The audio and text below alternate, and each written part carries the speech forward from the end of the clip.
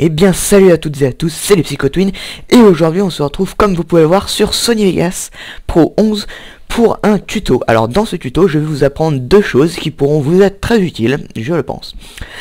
Alors on va commencer par la chose la plus simple qui est de faire un chronomètre. Donc là j'ai pris un clip, donc comme vous pouvez le voir j'ai déjà séparé parce que j'ai fait les tests avant. Donc pour séparer comme ça déjà le son de la vidéo, vous sélectionnez votre piste vidéo et vous appuyez sur la touche U. Ça vous coupera automatiquement la vidéo du son. Voilà. Donc je vais vous apprendre à faire un chronomètre. Un chronomètre, tout simplement pour chronométrer, hein, si vous voulez, je veux dire. Donc là, le U n'est pas utile, enfin séparer le son de la vidéo n'est pas utile pour ça. Alors c'est très simple de faire un chronomètre. Il vous suffit juste d'appuyer sur Effet vidéo ici, sur le petit bignou là. Donc ça vous affiche cette fenêtre et vous allez sur Timecode Sony. Vous faites OK. Donc vous avez cette fenêtre et comme vous pouvez voir j'ai déjà un chronomètre qui est apparu.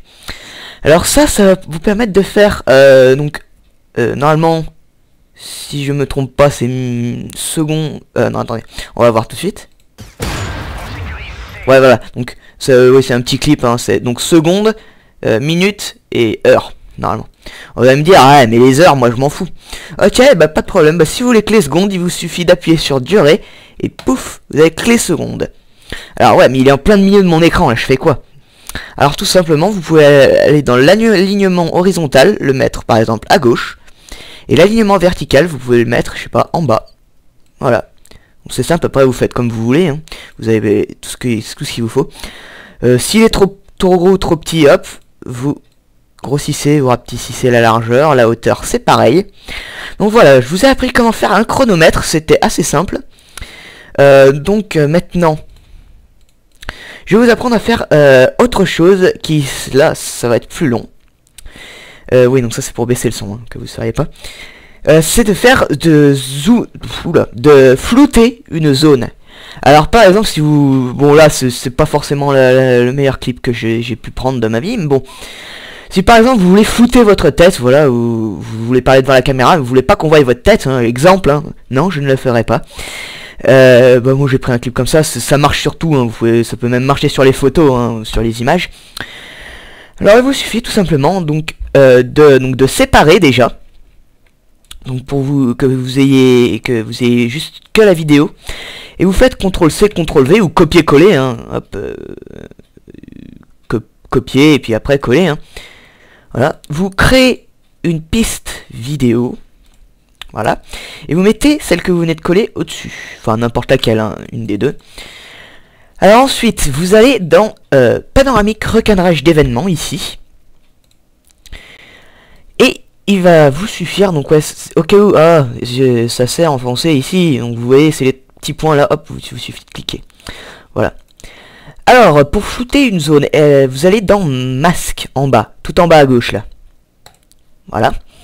Vous avez une petite plume qui apparaît quand vous êtes sur votre écran, sur votre image là. Alors, disons que vous voulez flouter n'importe quelle zone. Moi, je vais prendre n'importe quoi. Là, il vous suffit de faire la forme. Donc, je sais pas, ça peut être un rond, hein, on va faire vite fait. Après, bien sûr, il faut vous appliquer, ça c'est la partie la plus longue. Donc voilà, on a un rond très grossier, et si on isole celle-ci, hop, vous voyez qu'on a cette zone. Donc je vais, donc pour enlever l'encre c'est ça, j'appelle ça de l'encre.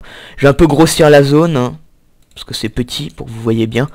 Donc je fais vraiment n'importe quoi comme zone, hein, c'est vraiment là où il faut vous appliquer. Donc vous voyez, on a une grosse zone, je vais même encore, si vous voulez, la grossir, ça m'évitera de faire des zooms au montage, oui je suis feignasse.